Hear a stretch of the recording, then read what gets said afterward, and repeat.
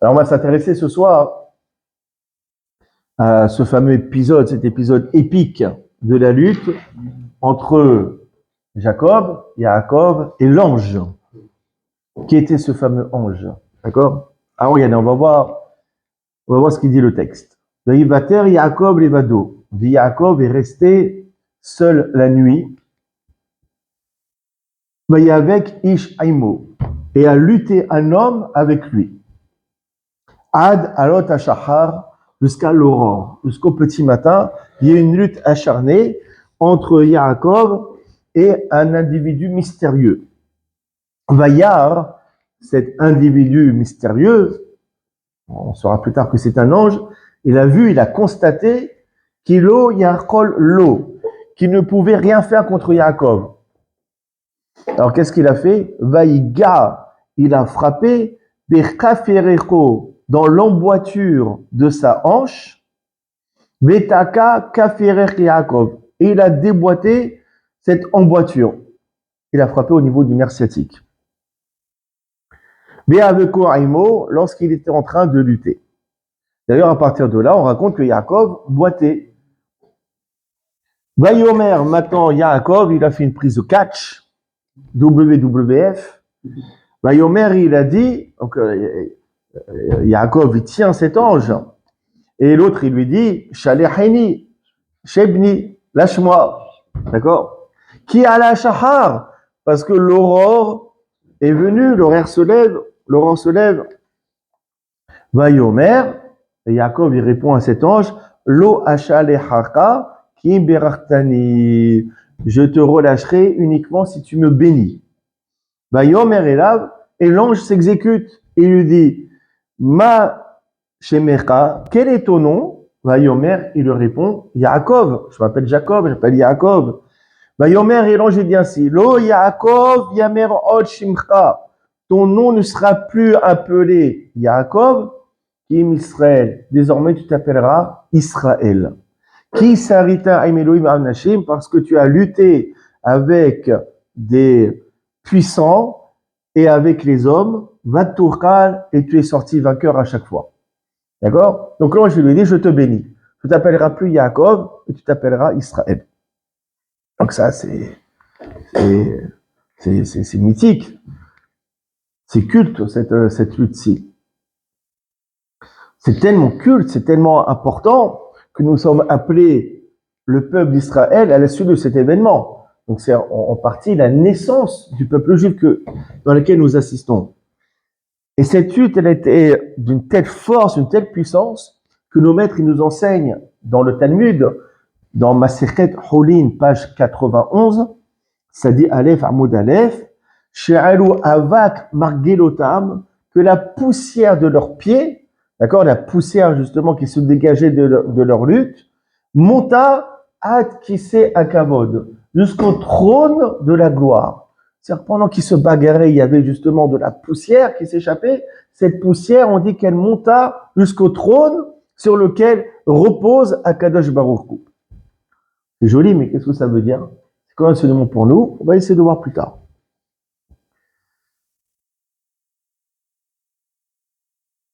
Ok. Maintenant, on dit comme cela. Une fois que Yaakov a vaincu cet ange,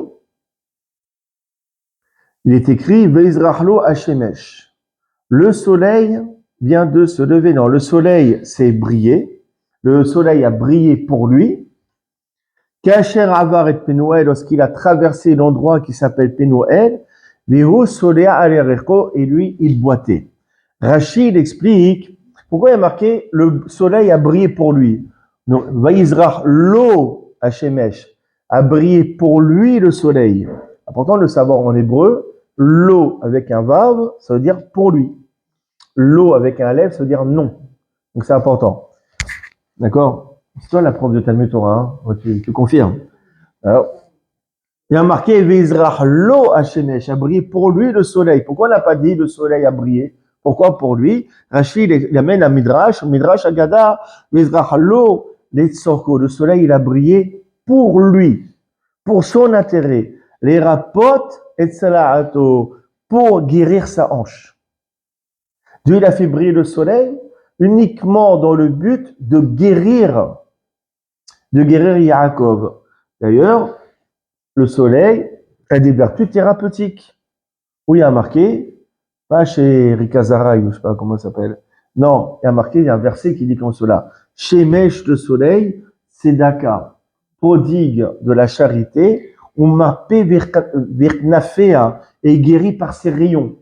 Il y a un verset, d'accord, dans Michelet, il me semble, dans Malachi, le prophète Malachi, d'accord, le soleil justement guérit. Donc, étant donné que Yaakov était malade et il boitait, alors que il a fait briller pour lui le soleil, de sorte que grâce aux rayons du soleil, il puisse guérir.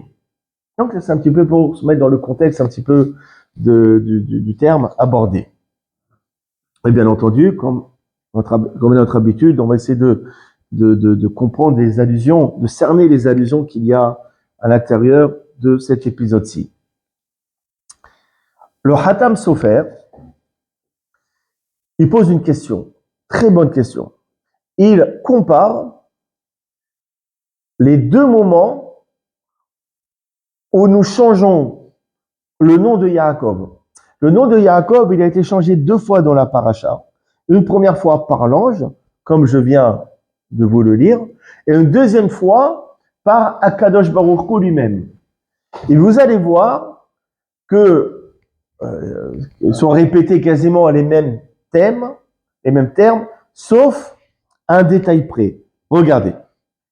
Quand Akadosh Baruch Hu, il bénit Yaakov, il lui change de nom, il lui dit comme cela. Vayomerlo Elohim. Dieu lui dit, Shimcha Yaakov, ton nom est Yaakov. Ben tu sais quoi? Lo Ikare Shimcha od Yaakov ne sera plus appelé encore ton nom Yaakov, qui im Israël Yeshemecha. Uniquement Israël sera ton nom. Vaikra et Shemo Israël. Et il a appelé son nom Israël. Et s'il faut comprendre ici, Dieu il s'adresse à Yaakov, il dit ton nom est Yaakov. Mais on ne t'appellerait plus Yaakov, on t'appellera Israël. Quel est l'intérêt de ce préambule? Quel est l'intérêt de dire ton nom est Yaakov? Quel est l'intérêt? Dis simplement, on ne t'appellera plus Yaakov, mais Israël. Pourquoi préciser ton nom est Yaakov? Pourquoi il y a cette précision-ci? Précision qu'il n'y a pas quand l'ange a changé le nom de Yaakov. D'accord? L'ange, il dit, c'est quoi ton nom? C'est Yaakov qui répond. Je m'appelle Yaakov. Et l'ange, il dit, non, c'est fini, tu t'appelles plus Yaakov, mais Israël. C'est que quand Dieu, il change de nom à Yaakov, il le précise bien. Ton nom est Yaakov. Mais on t'appellera plus Yaakov, mais Israël. Pourquoi cette différence-ci? Alors, pour répondre à cela, il y a une très belle Gemara. Maserket Brachot, page Yudbet, page 12. Il dit, Lo sheyake Yaakov mekomo. Non pas que sera déraciné, le nom Yaakov. Il a Israël et Aikar, mais simplement le nom principal sera Israël, mais Yaakov tafelo. Et Yaakov lui sera secondaire. En fait, Dieu il dit à Yaakov, il dit, ton nom est Yaakov. Ton nom restera Yaakov. Tu ne perds pas ton nom Yaakov. Mais ton nom principal sera Israël. Et ça, c'est ce qu'il lui dit. Non pas comme avec Abraham. Dans Abraham, on a changé de nom. Il s'appelait avant Avram. Et Dieu, il a rajouté il a appelé Abraham. Là, c'est un changement de nom définitif. Un kédékar à tel point que dans la Gemara Brachot, dit que celui qui continue à appeler Abraham Avram, il transgresse un commandement positif. La Torah interdit d'appeler Avram.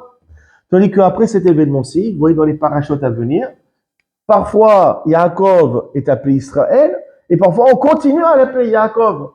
Ça veut dire quoi? On n'a pas retiré l'appellation Yaakov.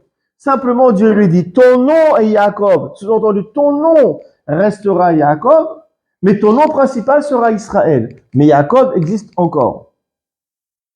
Tandis que l'ange, non. L'ange, il lui a pas dit, ton nom est Yaakov. L'ange, il lui a dit, tu t'appelleras plus Yaakov, mais ton unique nom sera Israël. L'ange, il a voulu taire totalement, effacer l'appellation de Yaakov. L'ange, il a voulu que Yaakov ne s'appelle plus du tout Yaakov. Son unique nom sera Israël. Et ça, la différence entre l'ange et Akadosh Baruch Hu. L'ange, selon les différents commentateurs, c'est le Midrash d'ailleurs qui le dit, Midrash Tanhuma, et aussi le Zohar Akadosh, il nous dit c'était qui cet ange? C'est-à-dire on ne peut pas prononcer son nom, c'est Samer Mem, Aleph Lamed. C'est quoi? C'est le Satan, c'est le Satan, c'est le mauvais penchant, c'est l'ange de la mort, c'est les mêmes personnes tout cela, c'est la même personnalité. D'accord? Donc ça veut dire quoi? Quand Akadosh Baruch Hu, il bénit Yaakov, il lui change de nom, il lui dit toi tu t'appelles encore Yaakov, mais ton nom principal sera Israël, mais Yaakov demeure, tandis que quand le mauvais ange, le Satan, Péloni, sa mère, même Aleph Lamed, l'ange du mal, il change de nom à Yaakov, il lui dit non, tu t'appelleras plus du tout Yaakov, tu t'appelleras uniquement Israël. C'est ça la différence qu'il y a entre Akadosh Baruch Hu et l'ange. Donc vous allez me dire, qu'est-ce que ça change Bekitsour? Qu'il s'appelle encore Yaakov ou pas? Il y a des incidences qui peuvent être dramatiques. Si on suit une chita ou une autre, si on suit la bénédiction de Akadosh Baruch Hu ou celle de l'ange, vous allez voir. Une explication qui donne le Hatam Sofer, il dit que le Satan, donc cet ange, il voulait plus que Yaakov s'appelle Yaakov, lui qu'il s'appelle que Israël. Pourquoi? Parce que s'il continue à porter ces deux noms, Yaakov Israël, c'est la même gematria, la même valeur numérique d'un nom qui éradique le Satan. C'est quoi? C'est la même gematria que le nom Kara Satan. Kara Satan, déchire le Satan. Vous prenez le nom Yaakov Israël, Yaakov avec un vav, Yaakov Israël, c'est même valeur numérique que Kara Satan, que le Satan soit déchiré.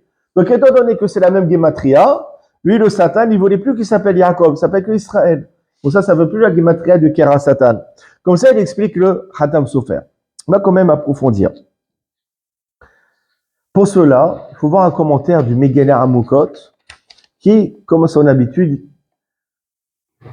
qui va remonter à la faute originelle, hein, à la faute du fruit défendu, consommé par Adam et Hava, qui ont été tentés par qui? Par le serpent. Une fois que le serpent il a tenté Hava et Adam, alors il reçoit une malédiction du bon Dieu directement. Comment le bon Dieu il maudit le serpent? Et il lui dit comme cela, ou il chauffera roche. Lui, donc l'homme, l'être humain, écrasera ta tête, qui est un serpent comme ça. Ouais, écoutez, je vois un serpent, je fuis, hein, je saute de la fenêtre, comptez pas sur moi. D'accord? Mais celui qui est un ranger, c'est Indiana Jones, qu'est-ce qu'il fait? Et là, il lui écrase comme ça la tête. Ouais. Donc, il écrasera ta tête, Beata, mais toi, le serpent, tu le blesseras par le talon. Il a quand même béni le serpent. Il a dit effectivement, l'être humain, il peut écraser ta tête, mais toi, tu peux justement le mordre par le talon. Maintenant, c'est quoi ici la symbolique? La symbolique spirituelle qu'il y a derrière tout cela. Et il te dit que l'homme, il va te tuer en écrasant ta tête. Mais toi, tu tueras l'être humain par le talon. L'allusion, c'est justement la guerre entre le mauvais penchant, symbolisé par le serpent, et tout juif ou tout être humain, symbolisé par Adam Arishon. Il dit comme cela, l'être humain, il va t'écraser. C'est-à-dire quoi? Quand est-ce que l'être humain, il pourra écraser le serpent, il pourra écraser son mauvais penchant? C'est quoi? C'est par la tête. C'est quoi la tête? Roche, ça veut dire la tête. Mais aussi roche, c'est un chef. Roche, c'est un chef. D'accord? Roche, c'est un langage de hashivut, d'importance. Comment lui va arriver à t'écraser? Justement, lorsque le juif, il va garder les mitzvot qui sont roches, les mitzvot qui sont importantes. C'est quoi? Brit Mila, Kashrut, Kiddush le vendredi soir, les trucs, pas de relations incestueuses, ouais, les trucs comme cela. Bon, ça, justement, l'être humain, en gardant, en observant les commandements principaux qui sont roches, alors l'être humain, il pourra justement t'annihiler. Il pourra prendre le dessus sur toi, il pourra t'écraser. Par contre, toi, le serpent, le mauvais en penchant, comment tu vas faire trébucher l'homme? Bah, t'as fait chauffer nous, toi, tu le blesseras, quoi? Ekev au talon. C'est quoi le talon? Comme dans la paracha de Ekev, le premier rachid de la paracha, Ekev, le talon, ça représente les mitzvot kalot, les mitzvot peu importantes, dont les hommes piétinent par leur talon. Toi, comment tu vas faire trébucher l'être humain? Par le talon, en le faisant trébucher sur des petites mitzvot de rien du tout. C'est pas la peine Yetzilat Adayim, c'est pas la peine ci, c'est pas la peine ça, c'est pas la peine la Shariat ça, c'est pas la peine la Kippa, c'est pas la peine. Ah. Et comme ça, avec ça, justement par le talon, en le faisant trébucher par des petites mitzvot que les hommes piétinent par le talon, alors là, toi, tu réussiras justement à blesser et à faire, à faire trébucher l'être humain. C'est ça l'allusion qu'il y a derrière ce verset-ci. Et d'ailleurs, cette notion, on la retrouve même durant la naissance de Yaakov et de Esav, les deux frères jumeaux. Il a marqué quoi? Esav, il est sorti en premier, et après, il dit comme ça le verset, après cela, Yatsa Ahiv, son frère est sorti, donc Yaakov, et lui, en sortant Yaakov, il a saisi le talon de Esav. Yaakov, pour ça qu'on l'appelait Yaakov. En fait, c'est quoi? Yaakov, il a compris que la force de Esav, qui aura comme but, durant toute son histoire, de faire trébucher spirituellement le peuple d'Israël, et c'est que Esav, comment il va arriver à faire trébucher les bénis d'Israël? Justement, en lui faisant fauter par des petites fautes. Allez, viens avec nous au McDo, c'est pas grave, ça affiche une salade, c'est pas grave, viens avec nous. Allez, viens un petit kir comme ça au bar, c'est pas grave, il y a très peu de vin. Pas des petites bêtises comme cela, à droite, à gauche, d'accord? En faisant trébucher justement le Ben Israël par des petites avérotes, c'est comme cela que Esav va faire trébucher Yaakov. Alors qu'est-ce qu'il a dit Yaakov? Yaakov, il a tenu le talon de Esav. C'est-à-dire qu'au moment de sa naissance, Yaakov, il a tenu le talon.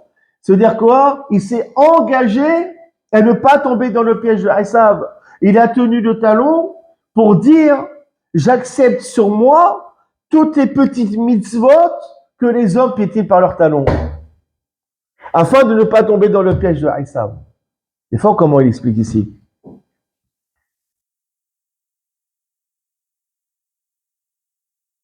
Et maintenant, on comprend. On a dit, cet ange qui a lutté contre Yaakov, c'était qui? On a dit que c'était le Satan, le Lesserara, l'ange de la mort. Mais aussi, on dit, comme il a dit Rashi, c'était l'ange spirituel de Esav. D'accord? Donc, Esav, il a la même motivation, la même fonction, le même but dans la vie que le Satan. C'est-à-dire quoi? Faire trébucher le mauvais penchant. Faire trébucher les bénis Israël. D'accord? Donc, de la même manière que le mauvais penchant fait trébucher les bénis Israël en le faisant transgresser des mitzvot qui sont petites, qui sont légères, qui paraissent peu importantes, pareil aussi l'influence de Esav, donc l'influence occidentale, l'influence non juive, c'est de faire trébucher les bénis Israël par quoi? Par des petites mitzvot de rien du tout, en le faisant faire des toutes petites avérotes de rien du tout. C'est comme ça que le juif après justement est trébuche. Extraordinaire.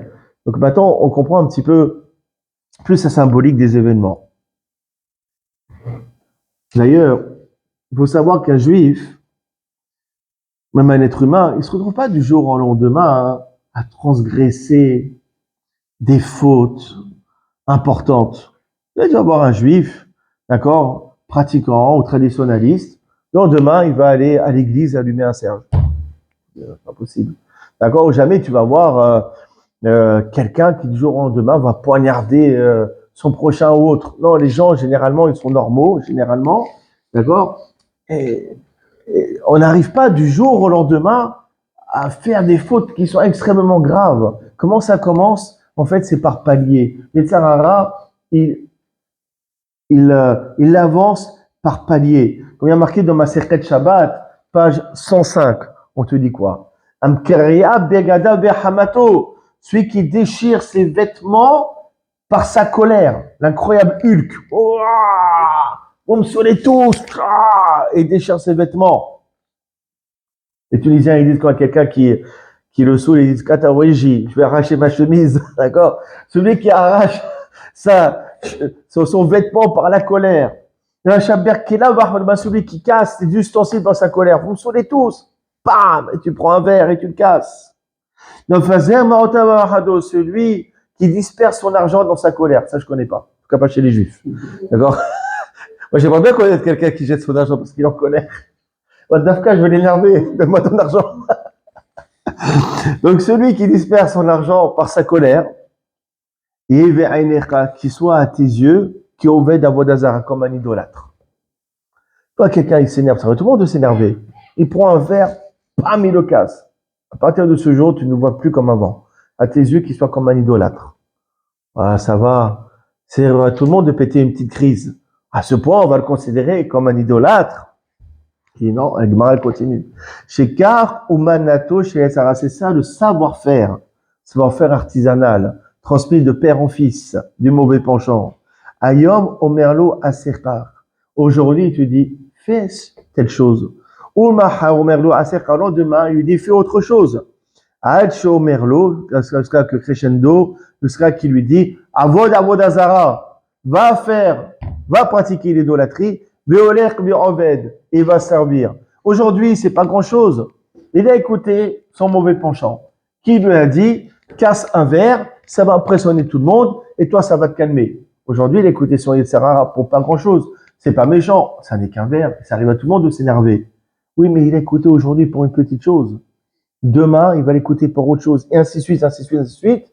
Jusqu'à qu'il serait capable d'écouter son mauvais penchant, s'il lui demande d'aller pratiquer l'idolâtrie. C'est pour ça que celui qui casse un verre dans sa colère, considère-le comme un idolâtre. Effectivement, on le voit dans la vie de tous les jours. On va dans la vie de tous les jours.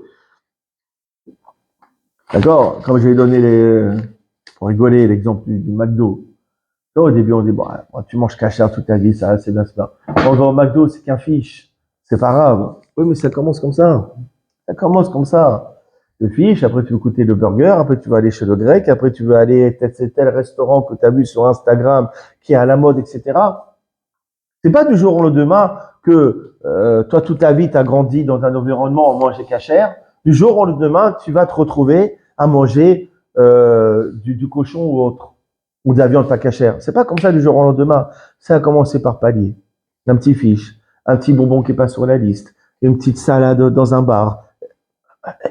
Et à chaque fois. C'est exactement ça. Exactement ça. Ça, c'est la force, justement, du nahaj de serpent. C'est d'attaquer par le talon, par le petit mitzvot. Ça, c'est la force aussi de Esav. Pareil aussi dans le commerce. On peut le voir. Le commerce. Ça va. C'est un petit mensonge pour appâter le client. Pas grave. C'est pas méchant. Bon, c'est pas grave. Je l'ai truandé un petit peu. Ça va. C'est un client sur 100. C'est pas grave. Ouais, mais ça commence comme ça. Ah, quand tu as pris goût que mentir et voler, et oui, ça rapporte. D'accord? Si tu commences une fois, tu vas commencer une petite arnaque, après tu finis dans des affaires de magouille, tu sais plus où mettre la tête. Pareil aussi dans les shalom bayit, etc. D'accord? Lever la main, par exemple, sur son épouse ou autre. Ah, ça va, j'ai fait que lever la main. J'ai fait que lever la main. Je l'ai pas touché, j'ai fait que lever la main. Ah oui, mais ça commence comme ça, mon ami. Hein. Ah, tu lèves la main et demain, ça va être autre chose. C'est pas du jour au lendemain, un type qui a un bon mari, 20 ans après, il vient, il bat sa femme. C'est pas comme ça. Ça commence par des insultes, par des rabaissements, après par lever la main. Et après parler, après à chaque fois qu'on brise une barrière, d'accord, on en ouvre une autre. D'accord, pareil aussi pour Shabbat. Alors, on observe Shabbat, et après on se dit, bon, allez, c'est pas grave, un petit texto, parce que c'est important. Bon, c'est pas grave, je porter un petit truc dans la rue, c'est pas grave, c'est pas important. Ça commence comme ça, à chaque fois, on casse une barrière. C'est la force, justement, du Nahash et de Aïssav. D'accord? D'ailleurs, les enfants, comment ils finissent à ne plus pratiquer? D'accord? Au début, c'est des bons enfants, tout va bien, etc. Après, du jour au lendemain, ils font plus Netiat Adem le matin. Ils veulent plus faire leur prière. Ils veulent plus se lever pour le kidouche. Ils veulent plus venir à la synagogue. Ça paraît anodin, mais après, tu vois, les années passent, l'enfant, il fait plus rien. Ça commence toujours par des petits détails. Et ça, justement, c'est la force, justement, du Nahash et de Aïssav. Vous avez, d'ailleurs, c'est une Mishnah claire dans Pirkei Avot, le 4e chapitre. Ben Azai Omer, Ben Azai dit, Everatz mitzvah kala kevachmora. Cours pour accomplir une mitzvah qui paraît peu importante, comme si tu aurais couru pour une mitzvah qui paraît importante. D'accord? Par exemple, on nous appelle, l'hôpital nous appelle, parce qu'il y a un pauvre qui n'a pas de quoi manger, il veut absolument manger cachère. N'importe qui ici, qu'est-ce qu'il fait? Tout de suite, il prend la voiture, il prend Uber, on dit un monsieur qui est seul à l'hôpital, qui veut pas manger, j'y vais, je veux la gagner cette mitzvah, on va courir.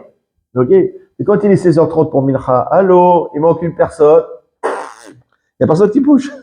Pourquoi? Parce que il y a une des deux mitzvot qui paraît plus légère, moins importante que l'autre. Donc on te dit quoi? On te dit, cours pour une mitzvah qui te paraît plus importante, comme une mitzvah qui est pas importante. Et c'est justement le sens, et c'est extraordinaire. Il y a marqué quoi dans la malédiction du serpent? Il dit, la poussière tu mangeras tous les jours de ta vie. C'est quoi le pshat? C'est que bon, le serpent, sa nourriture, c'est la poussière. Ok? Maintenant, on comprend quelque chose d'extraordinaire. On a dit quoi dans la Gemara?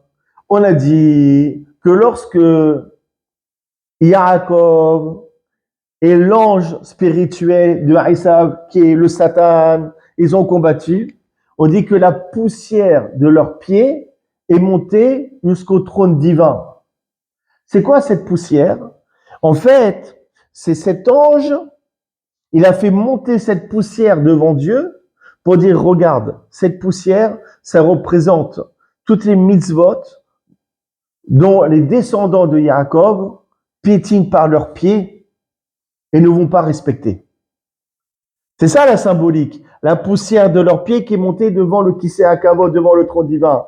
C'est-à-dire que cet ange, il disait à Kadosh Baruch Hu, il dit, regarde, ça c'est toutes les mitzvot qui sont piétinées par les descendants de Yaakov.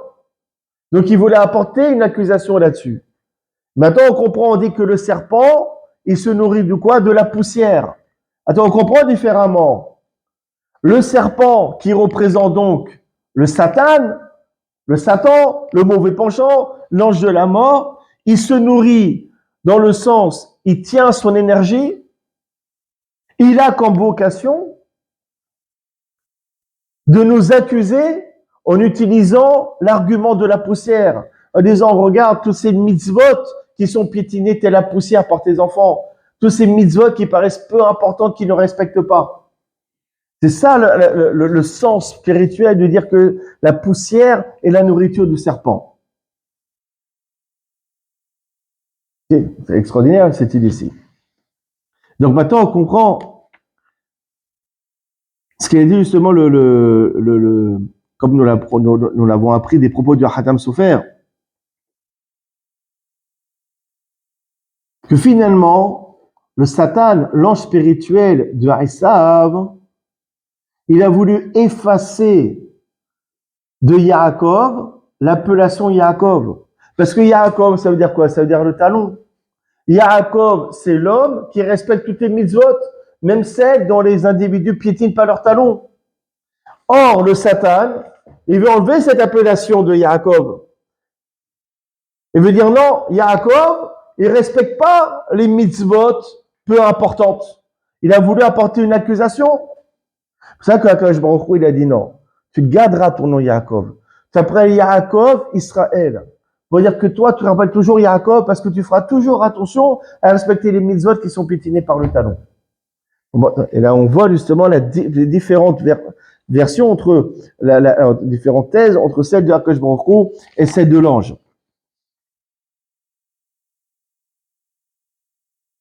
Et justement, Quand je me retrouve, il voulait à tout prix que Yaakov il garde son nom de Yaakov. Yaakov Israël. Parce que Israël, ça représente le juif qui arrivait à un certain niveau de spiritualité. Israël, Hachon Sar, prince. Quelqu'un qui est arrivé à un statut important, il serait amené à délaisser les mitzvot peu importantes. D'accord? Alors on te dit non, même lorsque tu es appelé Israël, même lorsque tu es arrivé à un niveau de Torah très élevé, n'oublie pas que tu t'appelles aussi Yaakov. N'oublie pas que tu dois respecter toutes tes mitzvot, même les plus petites. C'est pas parce que tu es devenu un grand Gaon ou un grand Rav, un grand maître, que tu peux te permettre de plus faire Nitziat Adaïm, que tu peux te permettre de ne plus réciter à Shayatzar, que tu peux te permettre de ne plus prier avec Tzibour. D'accord? Et souvent, c'est ce qu'il a dit le roi David dans Midrash Tanhuma, a marqué comme cela. Le roi David, il a fait une fila, il a fait une prière auprès d'Akash Baruch Hu. Il a dit, il dit le roi David, Aya David mitare miyom adin. David, il craignait le jour du jugement. Véomer, il disait ainsi, Rebono shel olam, maître du monde. Eni mitare min mezod ahamrot shbatorah shel ahamrot. Moi, je ne crains pas les mitzvot et commandements graves, importants. Mais ma'ani mitare min mezod akalot. De quoi je crains? Je crains les mitzvot peu légères, les mitzvot légères. Shemé avarti ala hadmen. Peut-être que j'ai transgressé l'une d'elles. Im asiti, imlo asiti, péchadakala, j'ai un doute. Peut-être que je les ai faites, peut-être que je les ai pas faites. C'est-à-dire que David, il a su, il avait comme souhait en tout cas, de rester fidèle et de mériter l'appellation Yaakov Israël. Malgré que je suis Israël, je suis devenu le roi, je suis le roi David, je suis pas n'importe qui, je veux garder mon appellation Yaakov. Je veux respecter les mitzvot. Ils ne sont pas respectés, qui sont piétinés justement par autrui.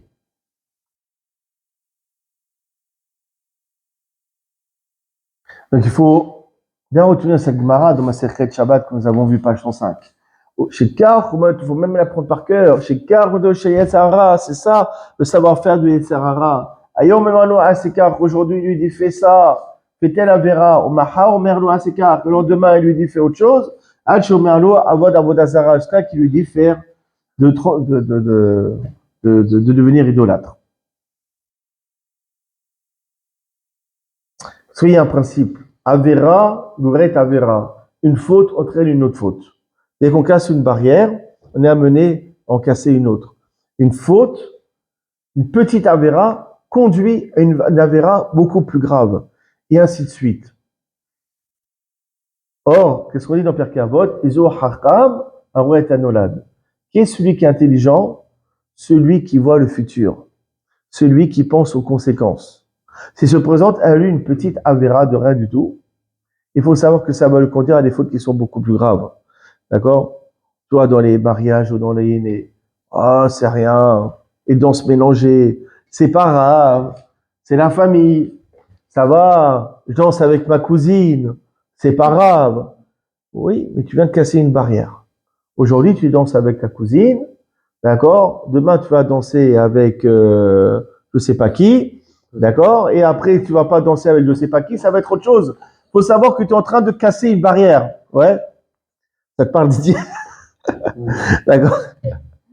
Or, celui qui est hakam, celui qui est intelligent, il faut qu'il voit le futur. D'accord? Il faut qu'il sache que si il fait cette avéra, demain, il va être conduit à faire une qui est beaucoup plus grave.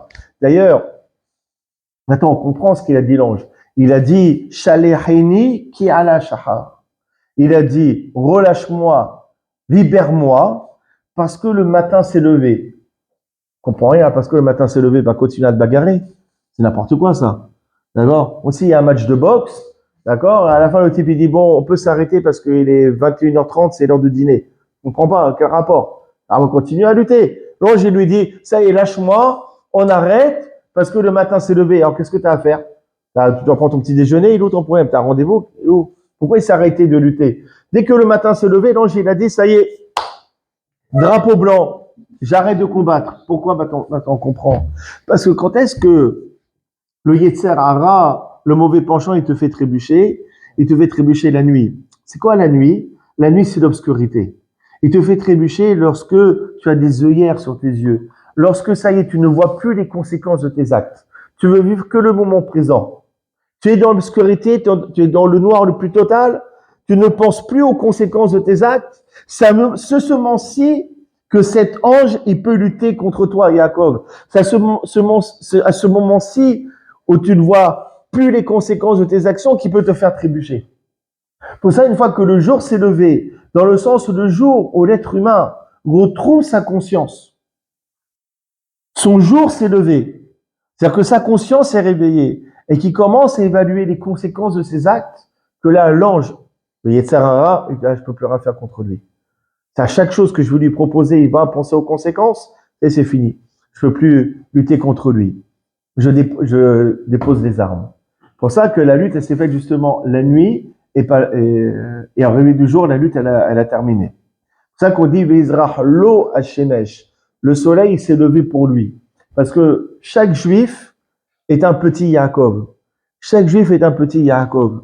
Il y a des personnes où le soleil s'est levé, il y a d'autres personnes où le soleil ne s'est pas levé.